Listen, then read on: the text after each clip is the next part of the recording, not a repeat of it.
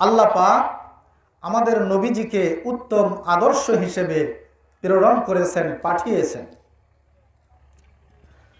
আমাদের নবীজিকে আল্লাহ পাক আমাদের জন্য অনুকরণীয়, অনুসরণীয় হিসেবে আল্লাহ তাআলা আমাদের নবীজিকে পাঠিয়েছেন। আল্লাহ তাআলা কোরআনে হাকিমের মধ্যে ইরশাদ করেছেন, লাকাদ কানা লাকুম ফি রাসূলিল্লাহি উসওয়াতুন হাসানাহ। আল্লাহ পাক বলেন, তোমাদের জন্য রাসূলের মধ্যে রয়েছে উত্তম আদর্শ। এই পৃথিবীতে আমাদের জন্য অনুকরণীয়, অনুসরণীয় আর কোনো ব্যক্তি নয়। আমাদের জন্য অনুকরণীয়, অনুসরণীয় আদর্শই হচ্ছেন মুহাম্মাদুর রাসূলুল্লাহ। প্রশ্ন হতে পারে যে হুজুর, আল্লাহ তো কোরআন দিয়েছেন, আমরা কোরআন পাঠ করব, কোরআন পড়ে পড়ে অর্থ বুঝবো আর সেই মোতাবেক আমরা জীবন পরিচালনা করব, আদর্শ মানতে হবে কেন? আমাদের নবীকে আদর্শ হিসেবে গ্রহণ করতে হবে কেন? আল্লাহ তাআলা নবীকে আদর্শ হিসেবে পাঠিয়েছেন কি কারণে? দেখুন, মানুষের স্বভাবজাত বিষয় হচ্ছে, মানুষ হচ্ছে আদর্শের মুখাপেক্ষী। আদর্শ ছাড়া একজন মানুষ সঠিকভাবে চলতে পারে না। কারো অনুকরণ করা ছাড়া একজন মানুষ সঠিকভাবে চলতে পারে না। এটা একজন মানুষের স্বভাবজাত বিষয়। এই কারণে আল্লাহ আমাদের নবীজিকে উত্তম আদর্শ হিসেবে পাঠিয়েছে। দুনিয়ার ক্ষেত্রে দেখেন, কোনো মানুষ যদি রান্না করতে চায়, রান্নার অনেক বই বাজারে ক্রয় করা যায়, বাজারে পাওয়া যায়। আপনি যদি মনে করেন রান্নার বই পড়ে পড়ে আপনি রান্না করবেন, আপনি যদি রান্নার বই পড়ে পড়ে যদি রান্না করতে চান, আপনি রান্না করতে পারবেন না। কিন্তু রান্না করতে হলে কোনো ব্যক্তির কাছে আপনাকে রান্না শিখতে হবে, প্রশিক্ষণ নিতে হবে। প্রশিক্ষণ ছাড়া, কাহারও অনুকরণ করা ছাড়া, শুধু বই দেখে দেখে যদি আপনি রান্না করেন, আপনি যদি বিরিয়ানি রান্না করেন, আমি তো মনে করি ওইটা বিরিয়ানি হবে না, ওইটা আপনার দ্বারা তৈরি হবে খিচুড়ি। জোরে কোন ঠিক না? ঠিক। ঠিক তেমনি ভাবে নবীজির অনুকরণ ছাড়া, শুধু কোরআন দেখে দেখে আপনি চলতে পারবেন না, কোরআন বুঝে বুঝে আপনি পুরোপুরি চলতে পারবেন না। কোরআনের উপরে আমল করতে হইলে আপনাকে নবীর অনুকরণ করতে হবে। কোরআনে আল্লাহ বলেছেন, আকিমুস সালাহ, তোমরা নামাজ কায়েম করো। এখন নামাজ কত রাকাত, নামাজে আপনি কোন সময় হাত বাঁধবেন, নামাজে আপনি কোথায় হাত রাখবেন, আপনি রুকু কিভাবে করবেন, সেজদা কিভাবে করবেন, এই কথাগুলা কিন্তু কোরআনের ভিতরে নাই।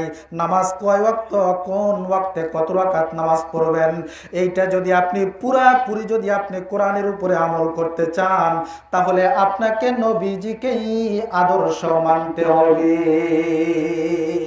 জোরে কোন ঠিক না ঠিক?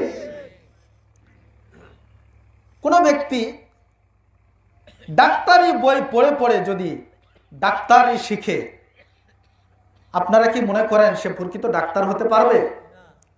প্র্যাকটিস করতে হবে, অনুশীলন করতে হবে কোনো অভিজ্ঞ ডাক্তারের কাছে থেকে। কেউ যদি বাড়িতে শুধু ডাক্তারি বইগুলা পড়ে পড়ে যদি ডাক্তারি শুরু করে, অপারেশন শুরু করে, আমার তো মনে হয় ওই রোগীর জন্য আগে কাফনের কাপড় ক্রয় করতে হবে আর কবর খনন করে রাখতে হবে। জোরে কোন ঠিক না ঠিক? ঠিক তেমনি ভাবে আমরা শুধু কোরআন পড়ে পড়ে আমি পুরা জীবন পরিচালনা সঠিকভাবে করতে পারবো না। আমাদেরকে নবীর অনুসরণ অবশ্যই করতে হবে। আল্লাহ পাক রব্বুল আলামিন আমাদেরকে চোখ দিয়েছেন দেখার জন্য, কিন্তু দেখুন এই চোখ দ্বারা কিন্তু আমরা সব সময় দেখতে পারি না। আমাদের এই চোখ দ্বারা দেখার জন্য লাইটের আলোর প্রয়োজন আছে, আমাদের এই চোখ দ্বারা দেখার জন্য সূর্যের আলোর প্রয়োজন আছে। সূর্যের আলো ছাড়া আমি আপনি কিন্তু এই চোখ দ্বারা ঠিক মতো দেখতে পারবো না। ঠিক তেমনি ভাবে আল্লাহ তাআলা কোরআনের আলো দিয়েছেন। কোরআনের আলো অনুযায়ী যদি আপনি চলতে চান, তাহলে আপনাকে কোরআনের আলো অনুযায়ী চলতে হলে নবীর শিক্ষার আলোর আপনার আমার প্রয়োজন আছে। জোরে কোন ঠিক না ঠিক? আমাদের নবীর আমাদের জন্য জীবনের প্রত্যেকটা ক্ষেত্রের জন্য আদর্শ। আপনি কিভাবে জুতা পরিধান করবেন সেক্ষেত্রেও আমার নবীজি আদর্শ। আপনি টয়লেট বাথরুমে কিভাবে আপনি প্রবেশ করবেন, কিভাবে বের হবেন, কিভাবে আপনি সেখানে বসে আপনার প্রয়োজন সারবেন, এক্ষেত্রেও নবী আদর্শ, নবী অনুকরণীয়। আপনি মাথার চুল কাটবেন কিভাবে, আপনি কি রকম লেবাস পরবেন, পোশাক পরবেন, এক্ষেত্রেও আমার নবীজি অনুকরণীয় আদর্শ। অর্থাৎ ব্যক্তি জীবন, পারিবারিক জীবন, সামাজিক জীবন, রাষ্ট্রীয় জীবন, আন্তর্জাতিক জীবন, রাজপথ থেকে রাজধানী পর্যন্ত, রান্নাঘর থেকে সংসদ ভবন পর্যন্ত, প্রত্যেকটা ক্ষেত্রে আমার নবীজি হলেন আদর্শ। জোরে কোন সুবহানাল্লাহ, আর একটু জোরে কোন। কেউ যদি কৃষক হয় তাহলে সে দেখুক আমার নবীজি কৃষি কাজ কিভাবে করেছেন। কেউ যদি ব্যবসায়ী হয় তাহলে সে দেখুক নবীজি সিরিয়ায় ব্যবসা করার সময় কিভাবে ব্যবসা করেছেন, ব্যবসা সম্পর্কে আমার নবীজি কি বলেছেন। কেউ যদি পিতা হয় তাহলে সে দেখুক ফাতেমার পিতা, তিনি মেয়েদের সঙ্গে ছেলেদের সঙ্গে কিরকম আচরণ করেছেন। কেউ যদি স্বামী হয় তাহলে সে দেখুক আয়েশার স্বামী, খাদিজার স্বামী মুহাম্মাদুর রাসূলুল্লাহ স্ত্রীদের সঙ্গে কি রকম আচরণ করেছেন। কেউ যদি রাষ্ট্রনায়ক হয়, জনপ্রতিনিধি হয়, তাহলে দেখুক প্রতিনিধিত্ব করার ব্যাপারে আমার নবীজি কি বলেছেন। মদিনার রাষ্ট্রপ্রধান মুহাম্মাদুর রাসূলুল্লাহ সাল্লাল্লাহু আলাইহি ওয়াসাল্লাম তিনি কিভাবে রাষ্ট্র পরিচালনা করেছেন। জোরে কোন ঠিক না ঠিক? আমার নবীজির আদর্শ সুন্দর, পবিত্র, সকলের মনোমুগ্ধকর। আমাদের নবীজি এমন ছিলেন যে নবীজির প্রশংসা কাফেরেরা পর্যন্ত করতে বাধ্য হয়েছে। জোরে কোন ঠিক কিনা? কাফেরেরা আমাদের নবীকে আল আমিন, বিশ্বাসী বলে ডাকত। কাফেরেরা আমাদের নবীকে আস-সাদিক, সত্যবাদী বলে ডাকত। উম্মে হাবিবা আবু সুফিয়ানের মেয়ে অনেক মুসিবতের সময়, বিপদের সময় যখন নবীর সঙ্গে তার বিবাহ হলো, আবু সুফিয়ান তখনও অমুসলিম ছিলেন, তার মেয়ে মুসলমান হয়েছে, নবীর সঙ্গে তার বিবাহ হলো। এই সংবাদটা যখন আবু সুফিয়ান পাইল, আবু সুফিয়ান বলে উঠল যে মুহাম্মদ তো এমন ব্যক্তি যার প্রস্তাব প্রত্যাখ্যান করা যায় না। জোরে কোন সুবহানাল্লাহ, আর একটু জোরে কোন। আজকে আমাদের এই নবীকে নিয়ে কিছু কিছু মানুষেরা, কিছু কিছু কুলাঙ্গারেরা মাঝে মাঝে নবীকে নিয়ে ব্যঙ্গ করে, কটূক্তি করে। ভারতের নূপুর শর্মা, নবীন জান্দালেরা তারা নবীকে নিয়ে কটূক্তি করেছে, ব্যঙ্গ করেছে। আজকের এই মাহফিল থেকে আমি তাদেরকে হুঁশিয়ার করে দিতে চাই, এই পৃথিবীতে মুমিন মুসলমানেরা তারা যেখানেই বসবাস করুক না কেন, আমাদের নবীজিকে আমরা আমাদের জীবন থেকে বেশি ভালোবাসি। আমাদের নবীকে যদি যে অপমানমূলক কোনো কাজ করা হয়, কথা বলা হয়, লেখা হয়, কটূক্তি করা হয়, ব্যঙ্গ করা হয়, মুমিন মুসলমানেরা নবীর জন্য প্রয়োজনে জীবন দিবে, রক্ত দিবে, জেল জুলুম সহ্য করবে, ফাঁসির মঞ্চে ঝুলবে, কিন্তু মুমিন মুসলমানেরা নবীর ব্যঙ্গ কখনো মেনে নিবে না। জোরে কোন ঠিক কিনা? মানে না, মানব না, মানতে পারি না আল্লাহ রসুলের অবমাননা। মানি না, মানব না, মানতে পারি না আল্লাহ রসুলের অবমাননা। অবমাননাকারীরা রক্ষা পাবি না। মানি না, মানব না, মানতে পারি না আল্লাহ রসুলের অবমাননা। বিশ্ব নবীর উম্মতেরা লৌহাতে শমশির, খতম কর আবু জাহেলদের নাতি পুতি সাগরে। কথা কোন ঠিক কিনা? বিশ্ব নবীর উম্মতের আলো হাতে শমশির, খতম কর আবু জাহেলের নাতি পুতি সাগরে। নাস্তিকদের আস্তানাতে আগুন জ্বালাও না, মানে না, মানব না, মানতে পারি না, আল্লাহ রসুলের অবমাননা। মানে না, মানব না, মানতে পারি না, আল্লাহ রসুলের অবমাননা। বাংলার বীর মুসলমান জেগে উঠেছে, লেজ গুটিয়ে নাস্তিকদের পালাতে হবে। কথা কোন ঠিক কিনা? বাংলার বীর মুসলমান জেগে উঠেছে, লেজ গুটিয়ে নাস্তিকদের পালাতে হবে, নইলে তাদের রাজি হবে কবর রচনা, নইলে তাদের রাজি হবে কবর রচনা। মানি না, মানব না, মানতে পারি না, আল্লাহ রসুলের অবমাননা। মানি না, মানব না, মানতে পারি না, আল্লাহ রসুলের অবমাননা। আওয়াজ দিয়ে কোন মারহাবা। আপনাদের কি কষ্ট হচ্ছে? নবীজিকে আমাদের দায়িত্ব হচ্ছে উত্তম আদর্শ হিসেবে গ্রহণ করতে হবে। উত্তম আদর্শ হিসেবে গ্রহণ করে জীবনের প্রত্যেকটা ক্ষেত্রে নবীর অনুকরণ অনুসরণ করতে হবে। আমার ভাইরা, আমার বাবাজিরা, এখন বিশ্বকাপের খেলা চলতেছে। যারা ব্রাজিলের সাপোর্টার, ব্রাজিলকে যারা সাপোর্ট করে, সমর্থন করে, এরা ব্রাজিলের সমর্থনের বহিঃপ্রকাশ করতেছে ব্রাজিলের জার্সি গায়ে দেয়া, আর ছাদের উপরে 100 হাত লম্বা লম্বা পতাকা লটকায়া। আর্জেন্টিনার সমর্থকরা আর্জেন্টিনার সমর্থন প্রকাশ করতেছে আর্জেন্টিনার জার্সি গায়ে দেয়া, আর মাথার উপরে রাস্তায় রাস্তায় বিভিন্ন জায়গায় আর্জেন্টিনার পতাকা উড়াইয়া তারা সমর্থন প্রকাশ করতেছে। এখন আমরা যারা এখানে আছি, আপনারা বলেন তো, আমরা কি মুহাম্মদুর রাসূলুল্লাহর সমর্থক কিনা? আমরা মুহাম্মদুর রাসূলুল্লাহর সমর্থক কিনা বলেন? আর একটু আওয়াজ দিয়ে বলেন, সমর্থক কিনা? তাহলে আমরা যদি মুহাম্মদুর রাসূলুল্লাহর সমর্থক হয়ে থাকি, তাহলে সেই নবীর সমর্থন প্রকাশ করার জন্য নবীর লেবাস, নবীর জার্সি আমাদের শরীরে থাকার দরকার আছে না নাই? মদিনার পতাকা, নবীর সুন্নত, মাথায় টুপি দেওয়ার দরকার আছে না নাই? আমাদের জীবনের প্রত্যেকটা ক্ষেত্রে নবীর অনুকরণ অনুসরণ করার দরকার আছে না নাই? জোরে কোন আছে না নাই? আমার বন্ধুগণ,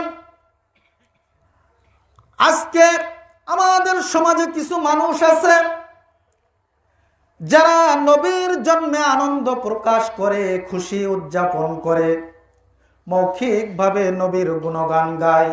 আবার কেউ কেউ আছে নবীর জন্য জীবন দিতে চায়, কিন্তু জীবনের প্রত্যেকটা ক্ষেত্রে নবীর অনুকরণ অনুসরণ করতে তারা রাজি নয়। এরকম মানুষ আছে না নাই?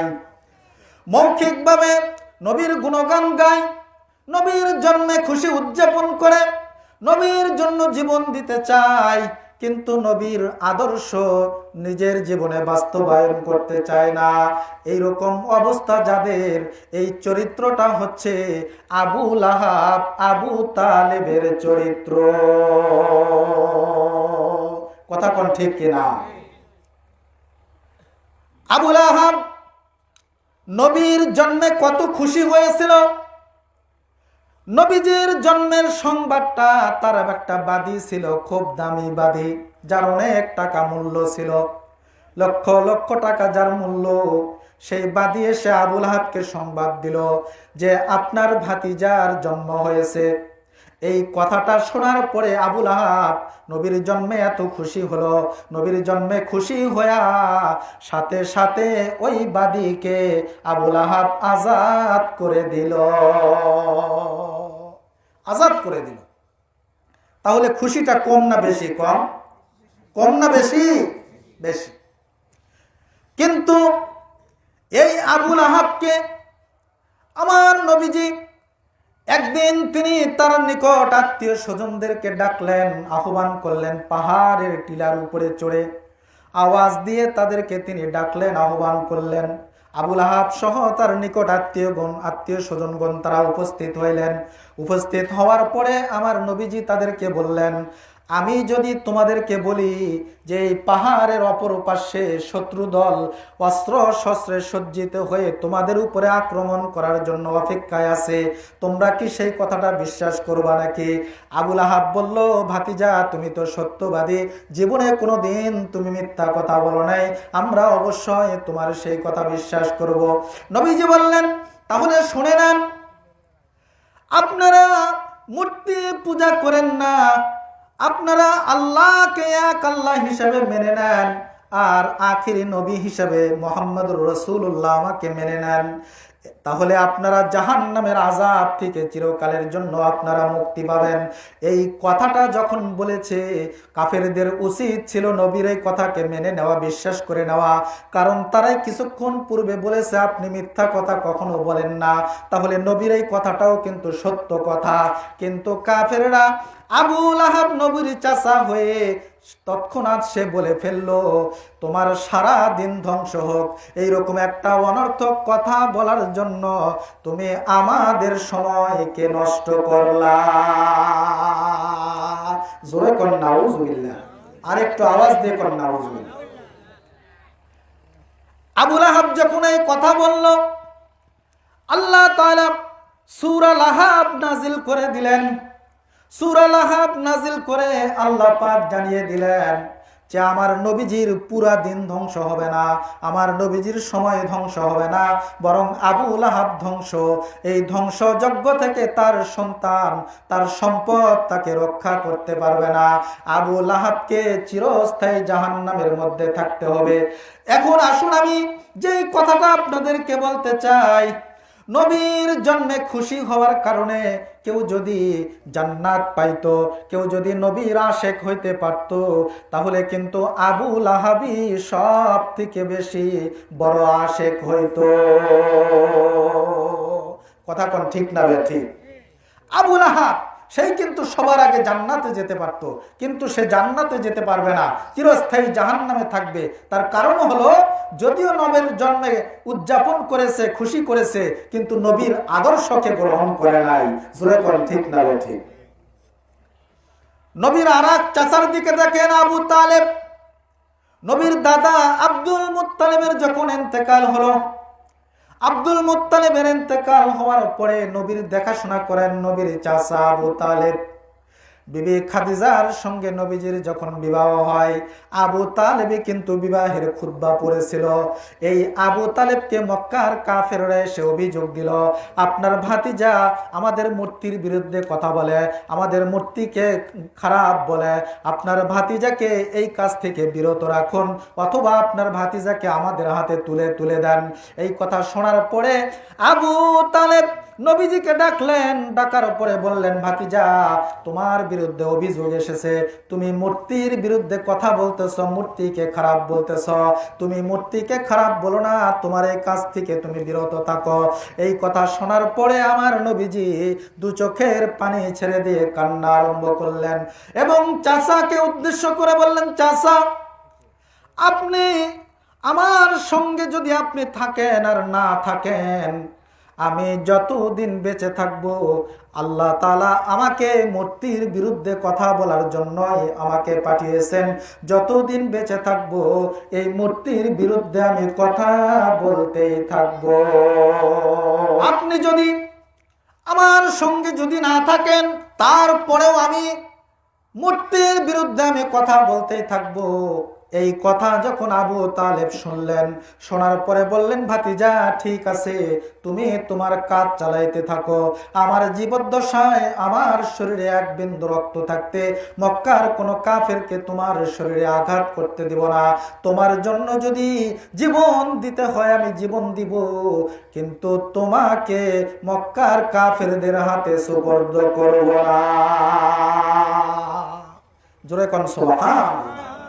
আবু তালেব নবীর জন্য জীবন দিতে চাইলেন, কিন্তু নবীর আদর্শ গ্রহণ করতে, নবীর অনুকরণ করতে রাজি ছিল না। নবীজি যখন তাকে ঈমানের দাওয়াত দিলেন, সেই সময় আবু তালেব নবীর দাওয়াত গ্রহণ করল না। আল্লাহ তাআলা কোরআনের আয়াত নাজিল করে দিয়া আল্লাহ তাআলা নবীজিকে জানিয়ে দিলেন, আপনি যাকে চান তাকে আপনি হেদায়েত করতে পারবেন না, বরং আল্লাহ যাকে চান তাকে আল্লাহ হেদায়েত করবেন। এখন আসুন, তাহলে যে ব্যক্তি নবীর জন্য জীবন দিতে চাচ্ছে কিন্তু নবীর আদর্শ গ্রহণ করতে চাইল না, নবীর আদর্শ গ্রহণ যারা করবে না, শুধু নবীর জন্য জীবন দিতে চাবে, এটা হচ্ছে আবু তালেবের চরিত্র। কথা কোন ঠিক কিনা? কি হবে বেঁচে থেকে অযথা বিদ্যা শিখে, যদি না চলতে পারি নবীজির আদর্শ মতে, যদি না চলতে পারি নবীজির আদর্শ মতে, কি হবে বেঁচে থেকে অযথা বিদ্যা শিখে, যদি না চলতে পারি নবীজির আদর্শ মতে, যদি না চলতে পারি নবীজির আদর্শ মতে, কি হবে ছাত্র সেজে চুমু খেয়ে সনদ খানা, যদি হয় বিদ্যালয়টা পতিতাদের আড্ডাখানা। কি বা জবাব দিবে, কিভাবে মুখ দেখাবে, কি বা জবাব দিবে, কিভাবে মুখ দেখাবে, কিয়ামতের আদালতে আল্লাহকে। কি হবে বেঁচে থেকে অযথা বিদ্যা শিখে, যদি না চলতে পারি নবীজির আদর্শ মতে, যদি না চলতে পারি নবীজির আদর্শ মতে, কি হবে নেতা হয়ে জনবলে ঘাড় ফুলিয়ে, কোরআনের অবমাননা দেখে, নবীজির অবমাননা দেখে, যদি থাকো ঘরে শুয়ে। কথা কোন ঠিক কিনা? কি হবে নেতা হয়ে জনবলে ঘাড় ফুলিয়ে, নবীজির অবমাননা দেখে, যদি থাকো ঘরে শুয়ে, কি বা জবাব দিবে, কিভাবে মুখ দেখাবে, কি বা জবাব দিবে, কিভাবে মুখ দেখাবে, কিয়ামতের আদালতে আল্লাহকে। কি হবে বেঁচে থেকে অযথা বিদ্যা শিখে, যদি না চলতে পারি নবীজির আদর্শ মতে, যদি না চলতে পারি নবীজির আদর্শ মতে। আওয়াজ দিয়ে কোন মারহাবা। আপনাদের কি কষ্ট হচ্ছে?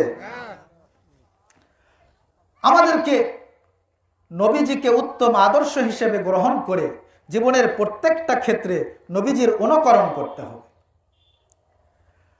আপনি মেয়েকে বিবাহ দিবেন, আগে তালাশ করেন, দেখেন নবীর আদর্শ কি। বিয়ে দেওয়ার ক্ষেত্রে আপনি চুল কাটবেন, আগে তালাশ করেন নবীর আদর্শ কি। আপনি লেবাস পরবেন, আপনি আগে তালাশ করেন নবীর আদর্শ কি। এইভাবে ব্যবসা বাণিজ্য, কৃষি, শিল্প, কারখানা, এরপরে রাষ্ট্র পরিচালনা, সর্বক্ষেত্রে আপনাকে দেখতে হবে আমার এই দায়িত্বটা, আমার এই কাজটা নবীজি কিভাবে করতে বলেছেন, কিভাবে করেছেন, সেইভাবে আপনিও আপনার কাজ সম্পাদন করবেন।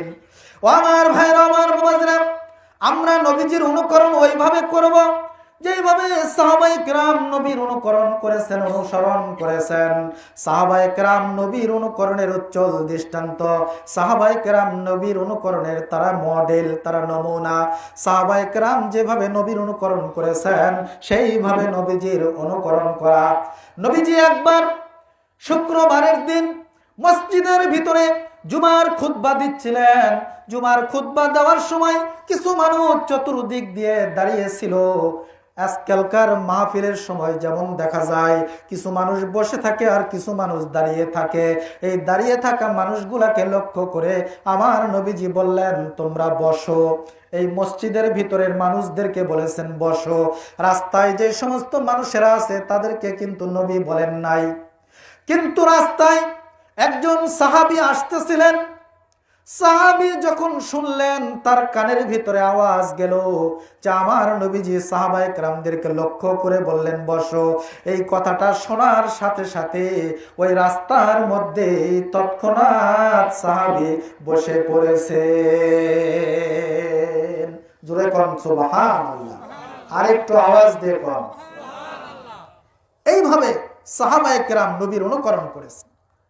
খুতবা শেষে, নামাজ শেষে নবীজি সাহাবীকে জিজ্ঞাসা করলেন, আমি তো বলেছিলাম মসজিদের ভিতরে যারা দাঁড়িয়ে আছে তাদেরকে বসার কথা বলেছিলাম, তুমি তো রাস্তায় ছিলে, তোমাকে বসার কথা বলি নাই, তাহলে তুমি কেন রাস্তার মধ্যে বসে পড়লা?